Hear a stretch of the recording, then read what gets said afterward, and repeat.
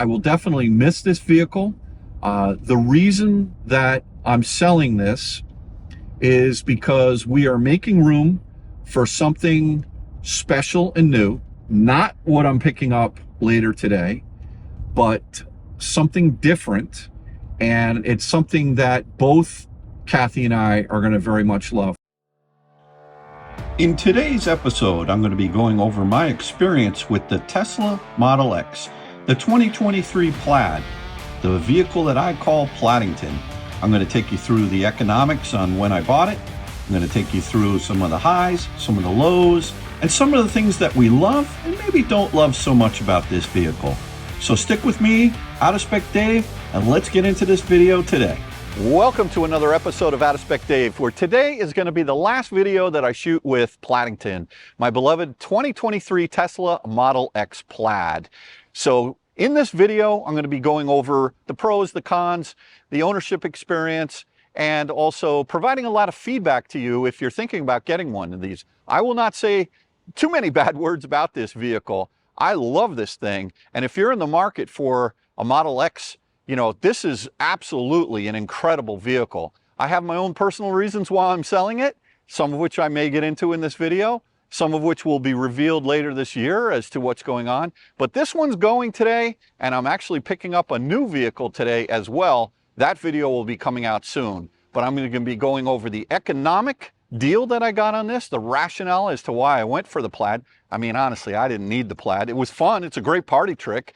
The windshield's insane. The stereo's insane. The acceleration is insane. But I'm going to be leaving. We're going to be leaving, parting our ways today. And so we'll definitely get into this and explain a lot of the things and feelings that I have about this vehicle, and share some of the negatives or things I'd caution you about with this vehicle. So let's get into it.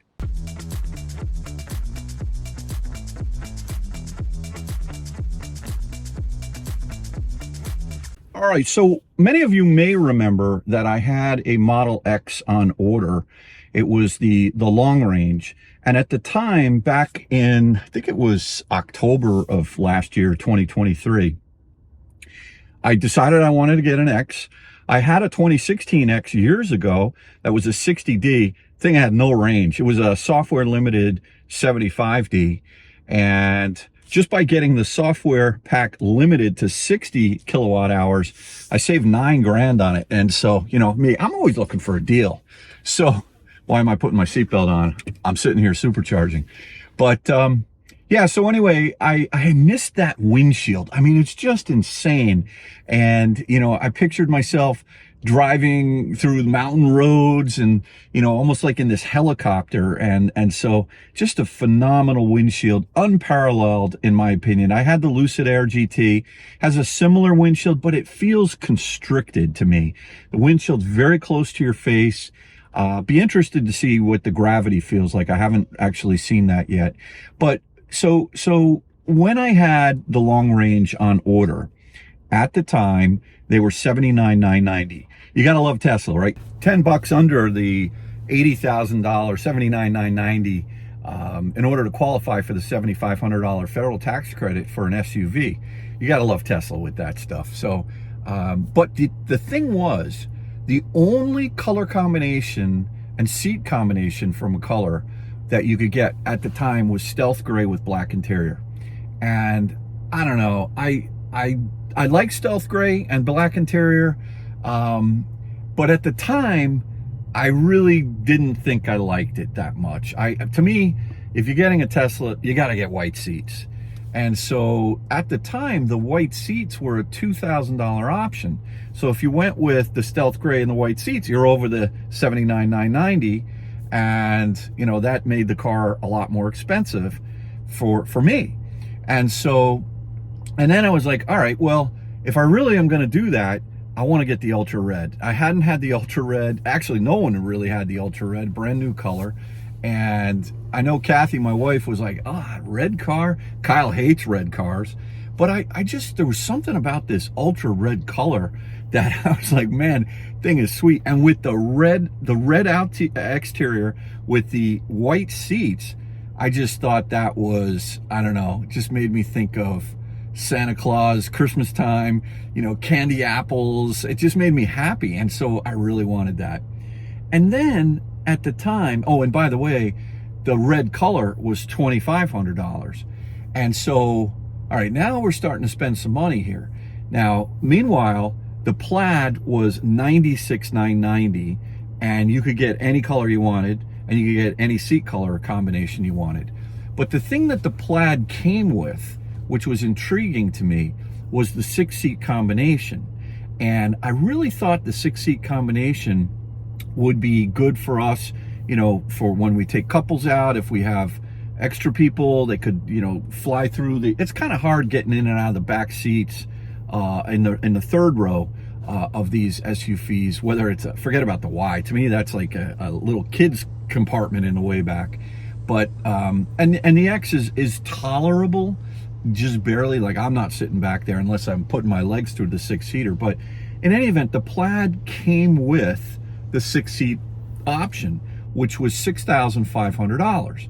And so, you know, me, Kyle and I, we were talking about how I'm able to justify anything. As a matter of fact, years ago, we had a C-Ray Sundancer that I justified getting, and I probably shouldn't have at the time, but I did anyway. And the name of the boat was Just a Vacation, which I thought was pretty funny. But it was also, if you said it fast, it was justification. So I can justify anything, right? So, you know, just don't hang out with me if you're thinking about buying anything, because I'm a little bit dangerous. You know, the problem is I can't ever get away from myself, right? Anywhere I go, there I am. So anyway, so I start adding up the price of a long range, and I say, all right, $79,990 plus $2,000 for the white seats, which you gotta have in this car, plus $2,500 for the ultra red, and if you get the 6-seater, that's $6,500. So you're talking $11,000 on top of the $7,990. So now you're at $91,000. Okay. So anyway, I'm waiting for my Model X to come in, waiting. I could tell Kathy wasn't like super interested in this car. I could tell that, you know, the color, she really liked the white seats, and she kind of really wanted the 6-seater combination. But you know what, for $79,990, you know, we're just going to stick with that. And I'm thinking to myself, wait a minute, if I were to buy a long range at $79,990, and if I were to get the red paint, which is $2,500, and the white seats, which is $2,000, and the 6-seater combination, which we kind of wanted, which was $6,500 option on the long range. It still is today, as a matter of fact. You're talking about $11,000 worth of options. You're at $91,000. And I said, honey, I got an idea. She goes, oh no, here we go, Dave. Another idea. All right, what do you got? Hit me up. She's always so good with these things. So I said, honey, listen to this, right? I know you really don't love the dark interior on the X, right? It's a light, bright, airy car, and have the dark interior. You know, you really would love to have the white interior, be honest, right? She goes, yeah, I really like the white interior on the X, especially on the X. And so I said, listen to this. If I go up to Tesla today and I say, will you give me the retroactive price of $91,990, because they just raised the prices that morning to $96,990. I'm thinking I've got sort of a built-in hedge of $5,000, where Tesla's already charging $5,000 more for the car. And so I said, if they let me buy the car, the Plaid, for $91,990, will you let me do it? And I thought for sure she was going to go, Dave, come on, you're already at $80,000 for this thing. You know, no. And she looks at me and she goes, if you can get that done, go for it. So I went up to Tesla and realized that the date that I had my car ordered on the long range was prior to the date that they actually did the price inspection or price move. And because I was not switching from, let's say, a Model X to a Model S, I was staying within the family of the Model X's, they let me do it. And I guess that's what they do. So, and they had this exact car, Pladdington, on the lot. And 3 days later, I took delivery of it. And so, did I need a Plaid? No way. Do I like the Plaid? Yeah, it's a nice party trick. Do I really use it? No, but that was the economic journey on this vehicle. And I thought to myself, man, from a hedging standpoint, from the standpoint of trying to protect if and when I sell that car, okay, you guys get it, right? I wanted to protect myself on the downside for what the value would be, whether it's a year from now, 6 months from then, what have you, 3 years from then. And you know, the Plaid always is going to be worth more than a long range for sure. So I did the deal. I was super happy. That's the story of how I ended up getting into a Plaid. The Plaid to me is not like the big deal. I love the name Pladdington, right? And Paddington, who's not with me today because I'm heading up to sell this car, but you know, it kind of was a lot of fun.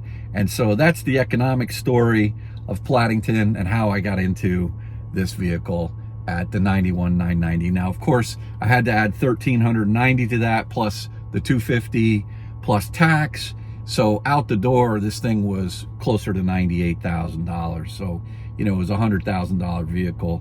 And, you know, it's a lot of money when you're spending. You want to make sure you get what you get. So anyway, the next segment, what I'll do is I'll talk about sort of my, what I love about this vehicle, because I truly do love this vehicle, sort of on the interior and the exterior, describe that. And then we'll talk a little bit about the driving characteristics. All right, so as we drive away from the Tesla that poor supercharger was being held together with tape. Now, one good thing about that tape was at least they didn't use like aluminum duct tape. They had color-coded white tape, which was a nice touch, I must say. But, you know, you would think that Tesla, in the spirit of maintaining their superchargers, would actually perhaps just fix the cabinet. But whatever, I was still able to get juice.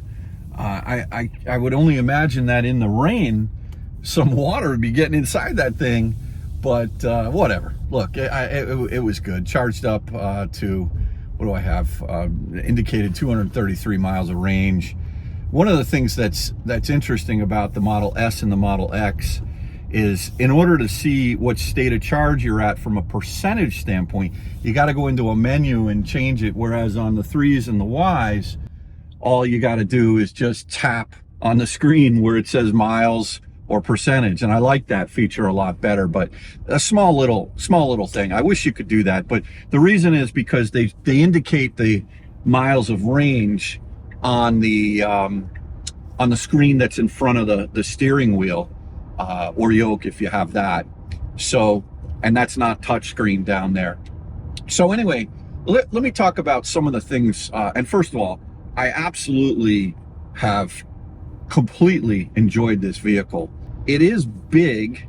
Now, when you compare it, earlier this morning, I was running into CVS and I parked next to just a typical older Ford Explorer. And the Explorer looked bigger to me, just it's more square perhaps, or what have you.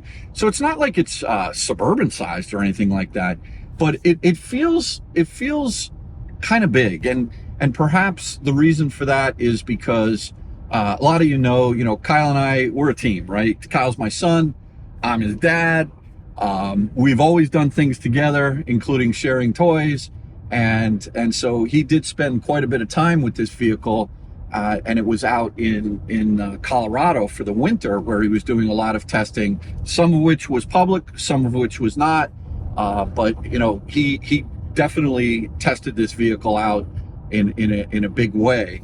And so while he had that vehicle out in Colorado, I decided to play around with the plug-in hybrids. And a lot of you who watch the channel will remember that I bought a Chevy Volt, which I actually still have.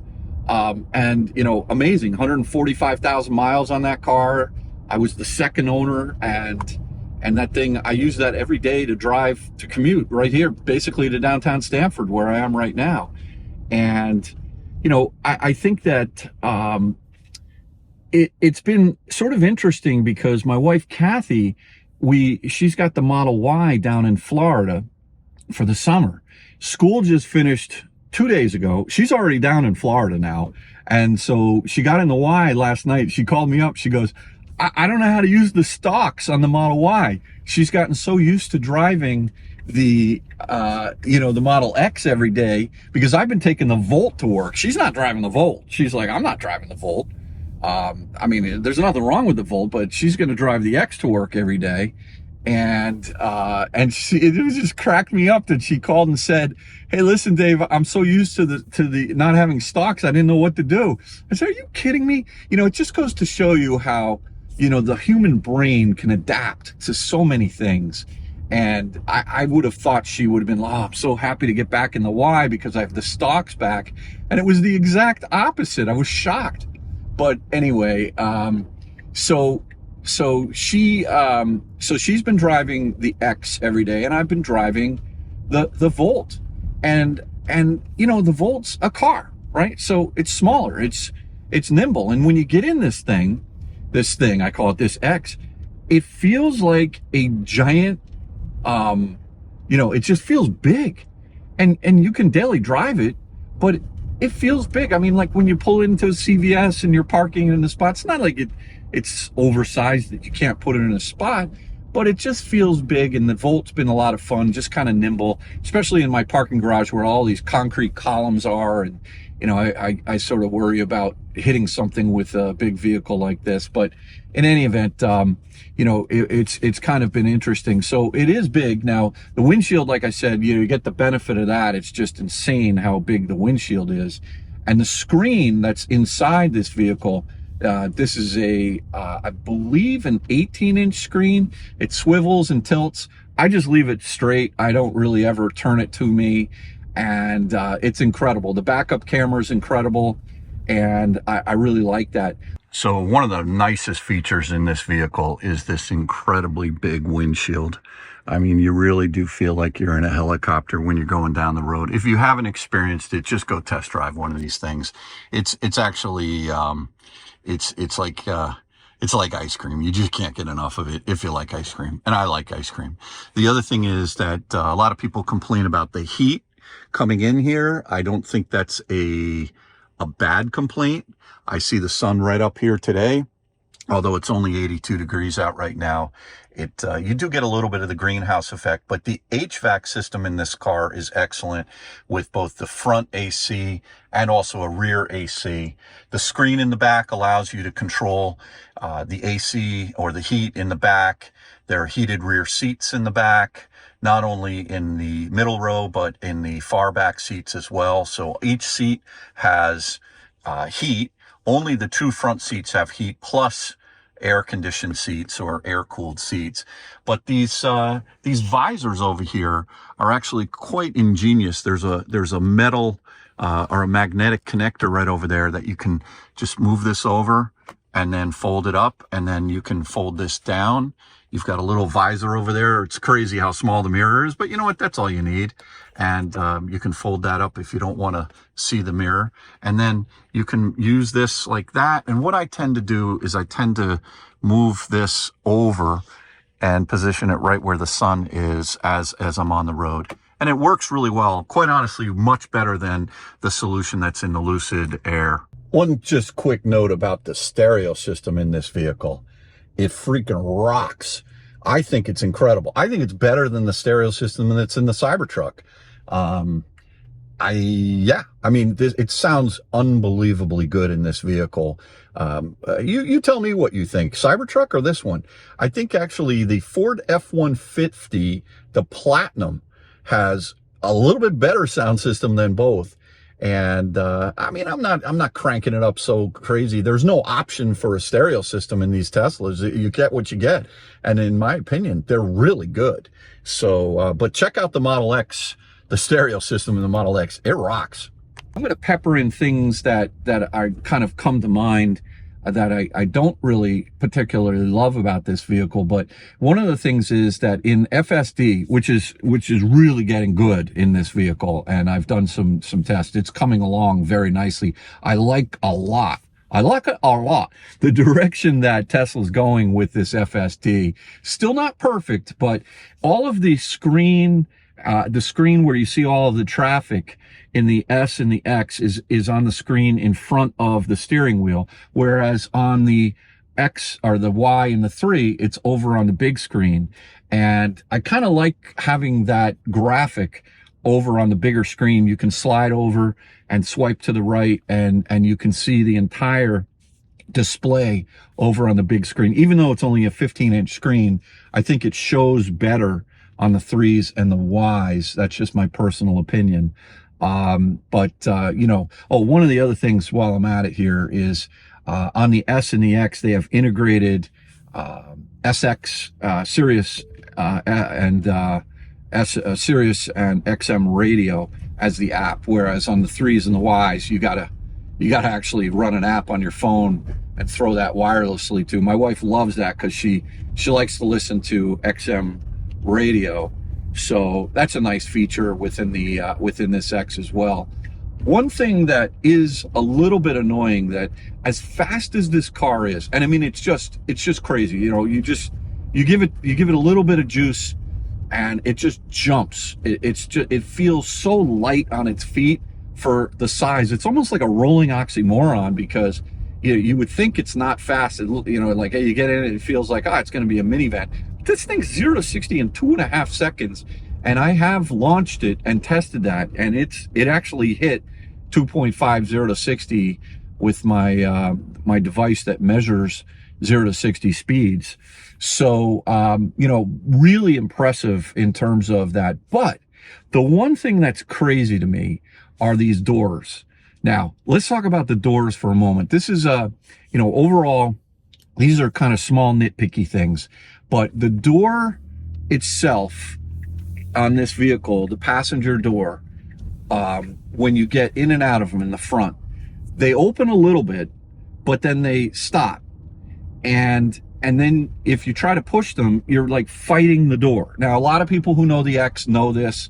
The reason for this is because Tesla cheaped out and took the sensors out of the front 2 doors, the driver's and passenger door, and they left them in the Falcon Wing doors, which is a good thing, but for a lot of different reasons. But they took them out of the front passenger door, so they don't want to open the door and have it slam into a wall or a car next to you. Oh, a little bumpy here. Smooth air suspension in this vehicle, really good, especially because I've also got the 20-inch wheels, not the 22s on this. And anytime you get a smaller wheel with bigger rubber, you're going to have a better ride. I don't know what the fascination of, you know, big wheels and small sidewalls are, but I'm not caught up in that at all. Give me small wheels and bigger rubber, okay? That's my motto. And I'm proud to say that. So, yeah, so anyway, the doors, you got to kind of fight them. So what I have found to alleviate this problem is all you do is you just have to be patient. So while you're ripping at 0 to 60, 2.5 seconds, when you come to a stop and you want to get out of the car, you got to like mentally slow down. Let the door open a little bit, 3-4 inches, and then push your way open, which is kind of a little bit of an annoyance to me.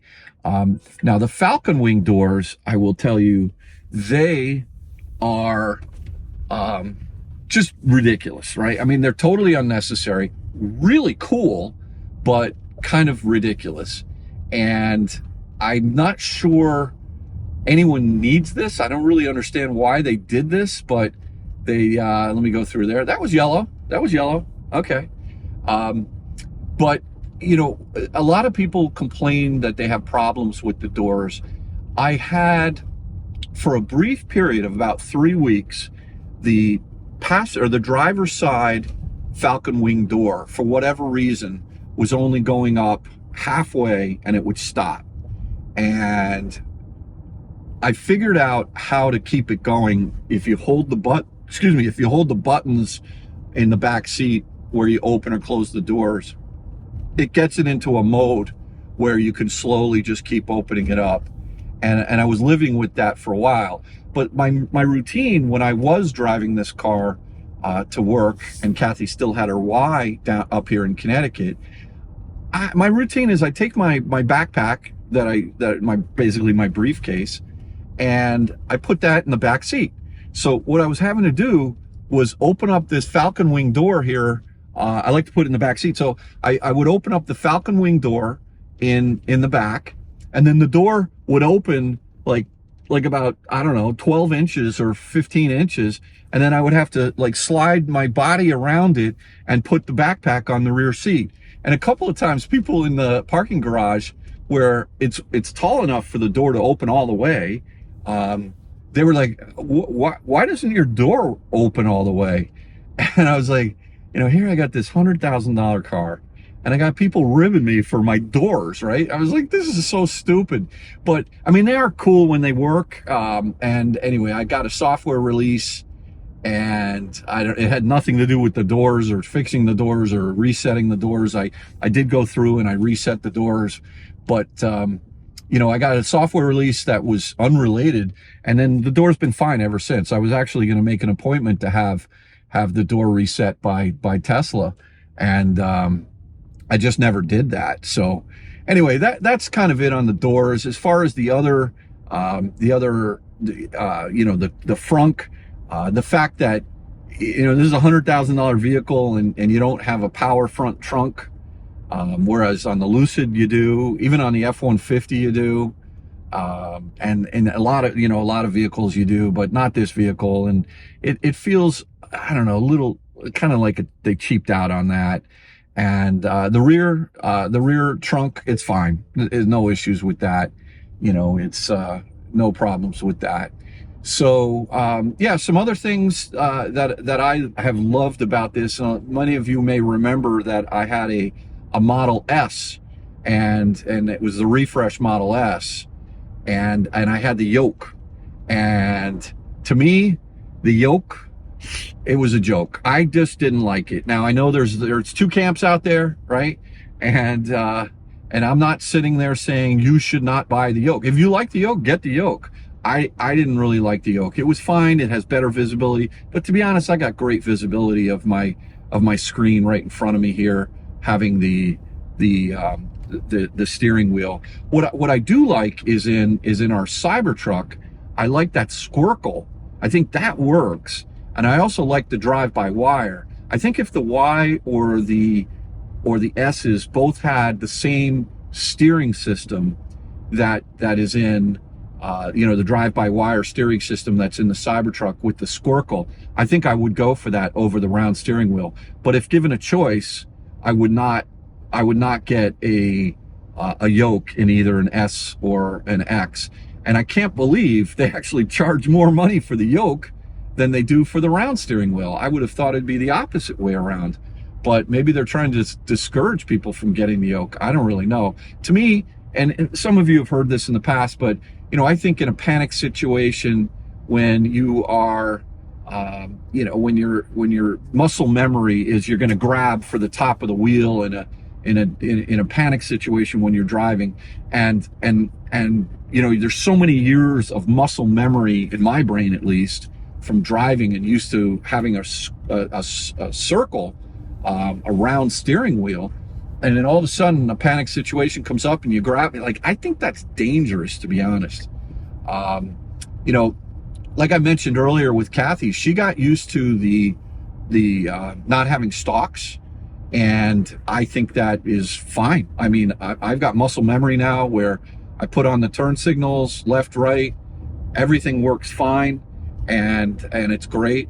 I don't like the fact that, at least on my 2023, now this 2023 was manufactured in October of 2023, and I don't like the fact that this vehicle has the horn over here and not here where the airbag is.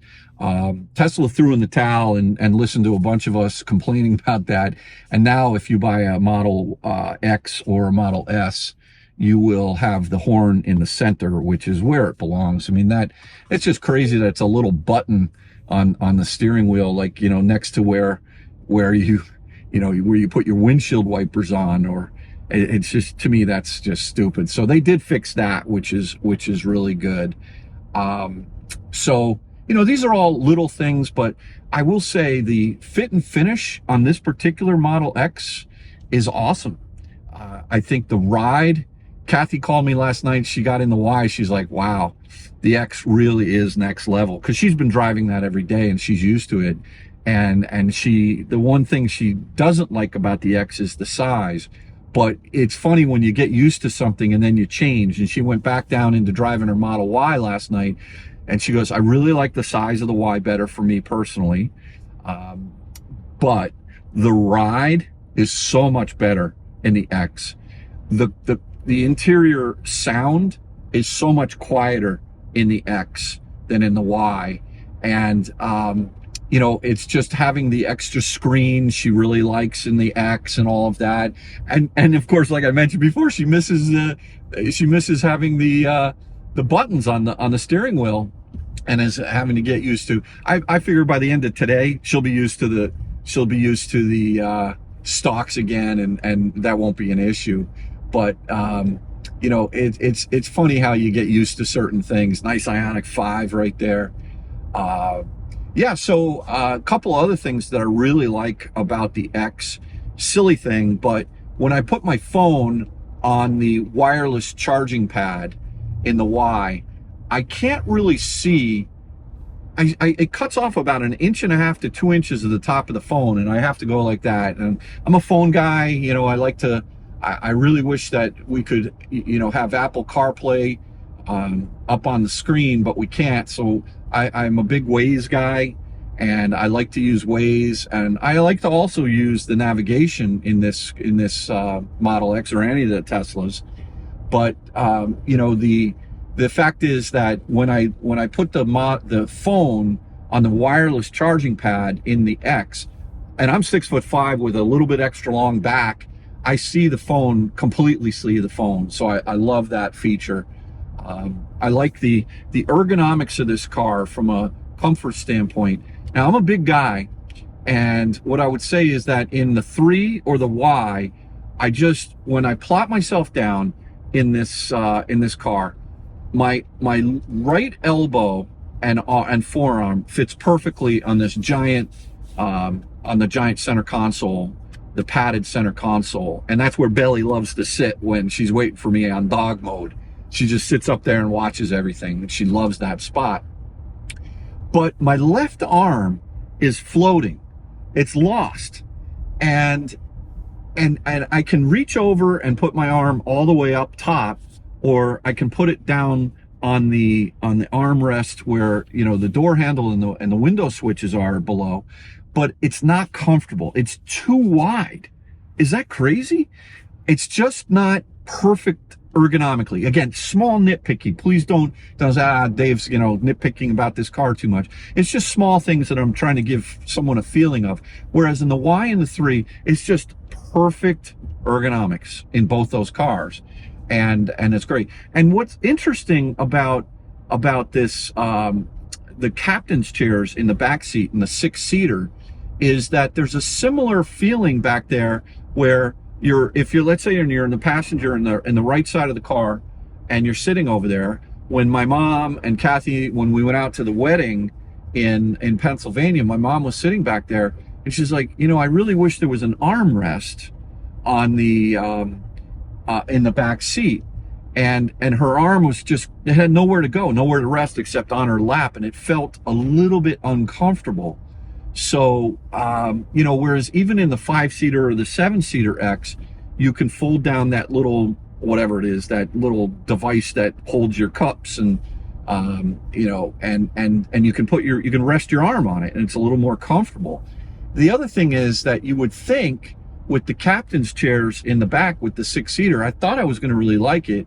And I did have the 6-seater on my 60D, and it kind of came back to me as to why I didn't like the 6-seater with this ownership experience here. Now, I don't sit in the back very often, so it's not high on my list, but it's something you should consider, is the fact that there's not a lot of storage in the back of this vehicle, because you can't really recline the chairs to go way back. Like, you know, you look at the new Kia EV9, and it's got, not only does it have the armrests, but it's got like captain's chairs. You can lounge back there and just go to sleep. They're unbelievably comfortable.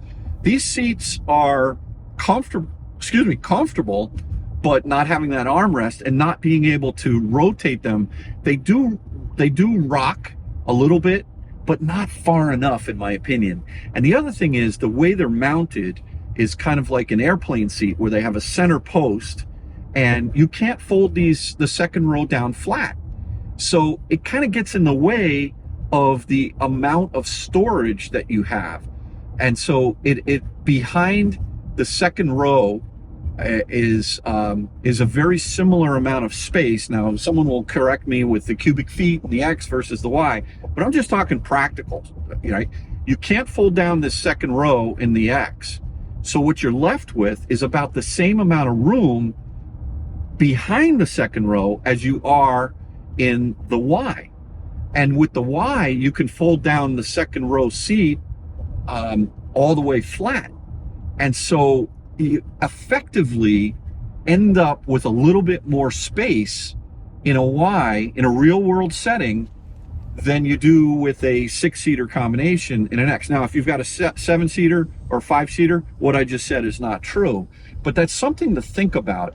Do you really want to spend $6,500 more for, oh, look at that A5 ripping it convertible? Guy's out for a beautiful drive. One thing that you do get in the Model X is a relatively large front trunk, otherwise known as a frunk.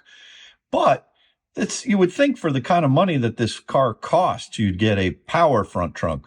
But no, it's manual. You got to lift it up and you got to push it down and close it manually. Whatever. By the way, 73 degrees, gorgeous day today, low humidity. This is the day that you want to be out cruising. I'm just taking my car out for my Model X for a final drive today before I sell it later on this afternoon. And I love these roads up here in northern Connecticut, and it's just beautiful. Northern Fairfield County, Connecticut, I should say. Yeah, so I've talked a little bit about ergonomics, talked about some of the things that kind of bug me about this vehicle. The build quality, I hear people talk about panel gaps. I talk, even Colton, when he analyzed the paint on this car, he said it was actually a pretty decent job. This ultra red is just such a deep, rich color. It's so beautiful. And you've got the graphite or the carbon fiber dash, and it's everything is just really, really nice. And perforated seats, obviously these seats are heated and cooled. On a $100,000 car, it sure would be nice to have massaging seats. That's one thing my wife Kathy really misses in believe it or not, our ID4 or her GV60 when she would drive to work every day. She's an orchestra teacher, so she's on her feet all day long and her back starts hurting her. And so she would much rather have a massaging seat. So I think that would be a nice addition to the X and also to the S. But the way this car drives, now I'm on we got some bikes here. I'm going to be really super careful. Thank you for letting me know, Mr. Pladdington. See that? That was nice that it warned me. When you're driving on roads like this, I'm not going to be using any ADAS or FSD on the car today, but it's really good, the safety features that are built into this Model X and similarly on the Model S. You don't get blind spot assist, meaning you don't have any kind of an indicator or a light in your mirror or over in the top left. So if you're about to change lanes and there's something in your blind spot, it doesn't tell you that. The new Model 3 refresh does. It had a little red light there, which is great. I like that add. And I just think Tesla's being a little bit arrogant by, this whole FSD thing, and the cars are going to drive themselves, and it would never take a lane if a car was in the lane next to you. So I think that's I think they should throw the towel in on these S's and X's and add some blind spot assist. The other things that I don't particularly love about, let's just call it all the Teslas now, is just completely camera based. Now, on one hand, it's amazing to me how the FSD works with a complete vision based system without having any cameras in the front, without having any sensors in the front or in the back from parking standpoint. But it does a really good job, especially with the latest software a couple of releases ago, from when you're going under, let's call it 10 miles an hour, and it shows the graphics on the screen. Incredibly good detail, but it doesn't have the simple functions like an ID4 or some of the EGMP platform cars with like cross traffic alert. It doesn't have these features, which are, to me, it's kind of unbelievable. As a lot of people talk about how safe these Teslas are, and they are. You saw what happened with the bikes before, but it could be better. Let's just leave it at that. Again, a little bit nitpicky on my side. From a comfort standpoint and driving on roads like this, it's great. But if you really start to hammer it up a country road, you start to get the body roll a little bit, even in the Plaid version. Now, it's just a big, I hate to use the term, feels like a big giant minivan to me. And, it's a little bit cumbersome. The guy in front of me in that convertible Audi, I think he's having more fun than I am. He's got the top down. He's hammering it when he can. And when he's not, he's right on that Honda Accord's butt, and he's having a good day. So, but that is what you get. You're getting a bigger vehicle. A lot of people, what's in front of that Honda Accord that's in front of the Audi? A Volt. You gotta love it. Nice. I think it's a first gen Volt as well. Let's see. Boy, I tell you what, I've had fun with the Volt, and I had fun with it's not a Volt. What are you talking about? It's a new Prius, Dave. Oh man, I think I better go back to bed. That's not good. I just got Volt on the mind, I guess. Yeah, so from a drivability standpoint, let's talk about that. It's incredibly quiet compared to the Y. There are plenty of other cars that are quieter, that have a higher degree of, if you will, luxury. Although I believe Tesla's stepped up the game with these refresh cars, both the Model S and the Model X, and even in the 3. Kathy and I just recently checked out the Model 3 Performance, and boy, those seats in the Model 3 Performance are gorgeous, especially in white, in my opinion. And I think that they have really gone a little bit more towards the elegant side. Again, it's not German. It's not Lucid quality in terms of the experience that you'll have from just a pure luxury interior, but it's way better than the clinical dentist chair sort of historical Teslas. Again, that's a debate. This is more of a computer on wheels than it being a luxury cruiser, if I'm honest. But it's good. But on the highway, from a cruising standpoint, this is an amazing road tripper. So let's first talk about just as far as how this car really wafts down the road. It drives really, really well on the highway. The ADAS system with FSD is phenomenal. I think that you can go back and watch my videos, and especially from when Kathy and I drove the vehicle, whether it was out to Pennsylvania or, you want to go, sir? Go ahead. The mail must go through. There we go. So, it's a great road tripper for comfort, for ADAS, driving assistance, and it's also got incredible range. And what I would say is that opt for, if you're going to be getting an X, whether it's a Plaid or not, don't get the 22-inch wheels. Do yourself a favor, swallow your pride. You don't need the big wheels, especially in the Northeast. You're just going to blow out tires and bend rims. And the 20-inch wheels, in my opinion, they look really good on this vehicle, and they ride better. And so I think that's fine. But as far as drivability, now here's a nice turn.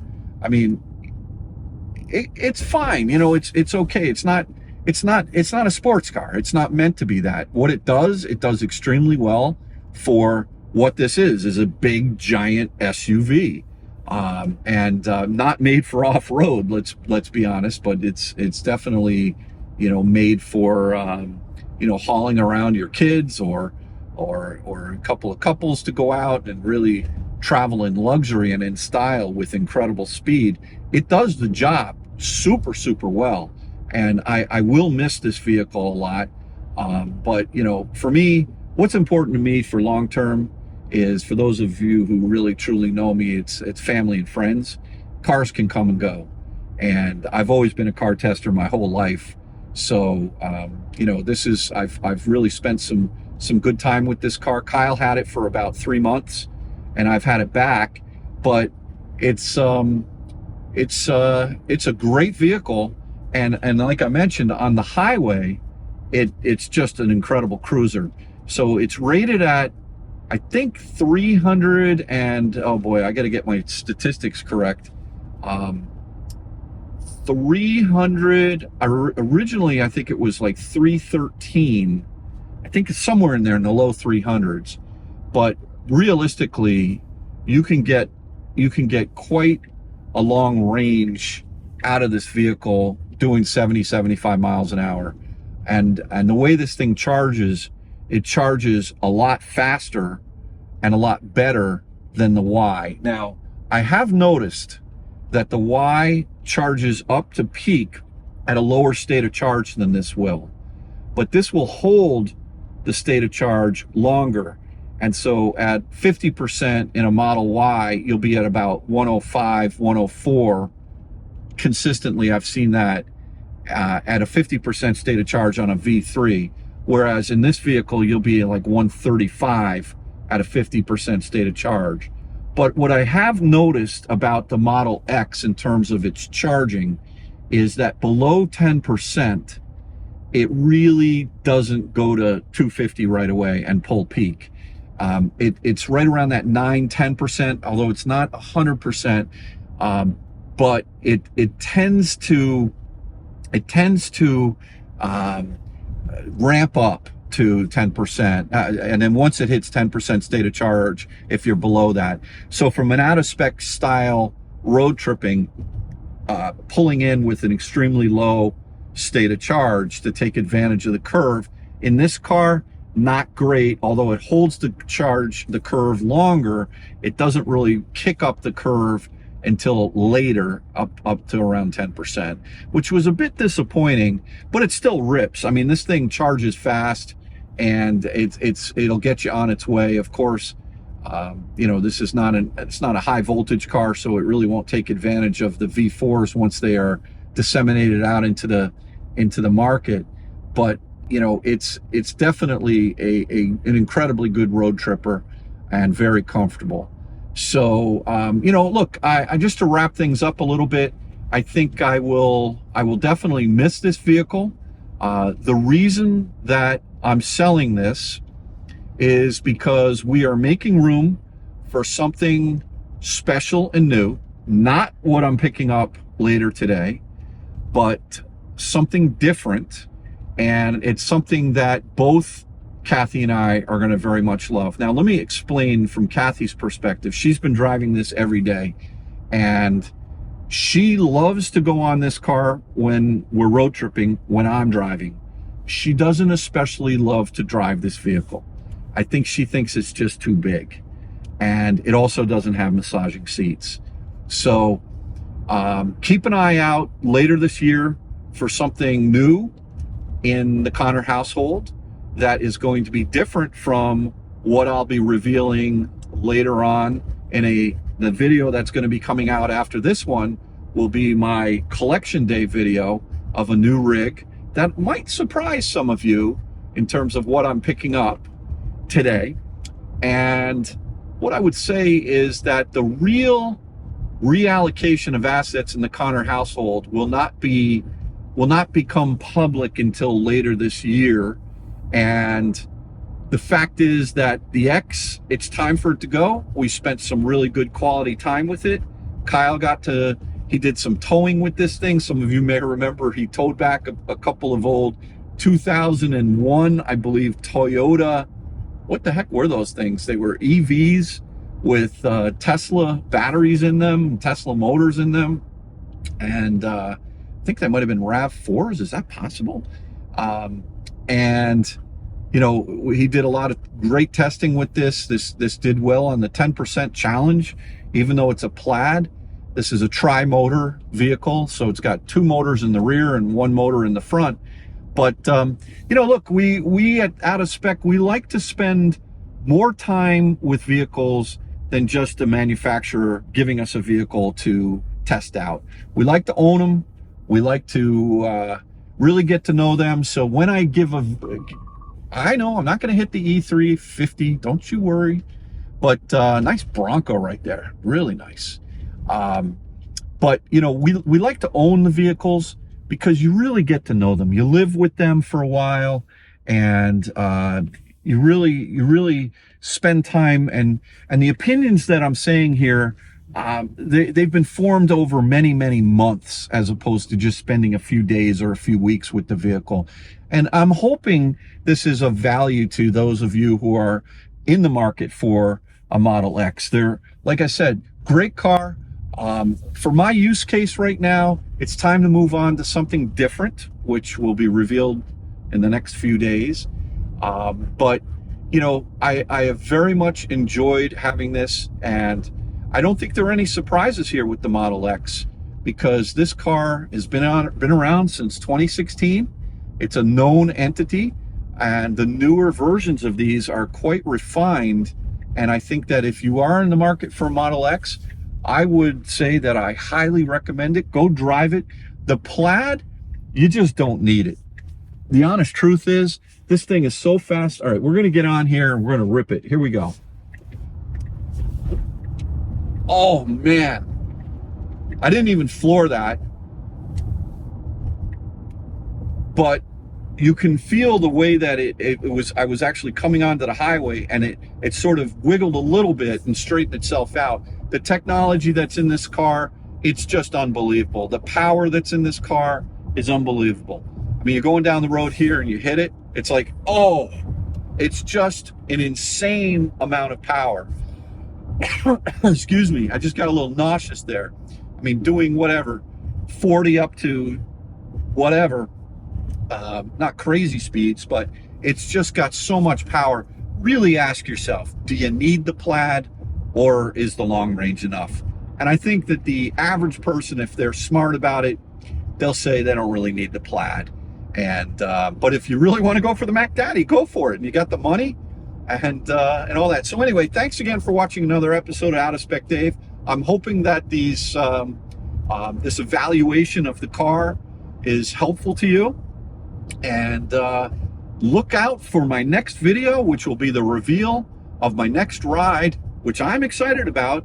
And we'll catch you then. So thanks again. Talk to you later. Bye-bye.